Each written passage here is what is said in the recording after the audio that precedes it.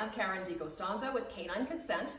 One of the questions that I get a lot is, what do I do if my dog jumps up? Well, there are a few things that you can do. The first is managing in the moment, and the other is teaching your dog what you want them to do in the future.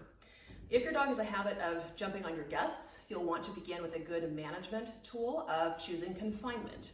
So that means that your dog is either outside until they calm down, or they're in another room, maybe they're in their kennel. If they're not kennel trained, you have them on a leash, so they're not able to rehearse the unwanted behavior of running up to the person and jump, jump, jump, jump, jump. You have to recognize that anytime you have a persistent behavior, something is reinforcing it. So if you remove the opportunity for reinforcement to happen, then you're going to teach your dog, actually, you can get reinforcement over here with this other behavior instead. They're going to start to do that persistently. So the other thing that we want dogs to be able to do is to be able to go and settle on a specific target like a mat. It could be a mat in a kennel.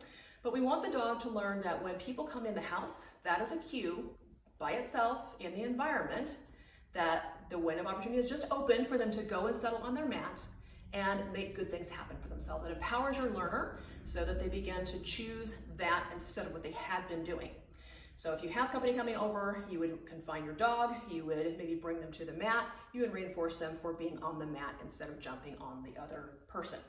Now, if this is happening with you, when you come in, you could do two things. The first is you could actually create a little bit of a barrier for your dog as well. So in that situation, I have had people either kennel their dogs, or they will put up an exercise pen, which is just a foldable panel that they can create a little airlock. So they're creating a secondary barrier.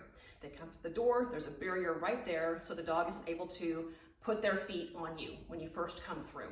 The next thing you can do is you can have treats on the outside of that door. So when you're coming into the door, you can immediately toss some treats. Where would you toss them? Why, on the dog's mat, of course. So you can step in, toss the treats onto the mat, the dog goes to the mat, you can then come all the way in, continue reinforcing your dog on the mat, and problem solved. The more you work on the alternative of the mat training itself, the more your dog will start to choose that as a default behavior because you've removed reinforcers for doing the old unwanted behavior of jumping up.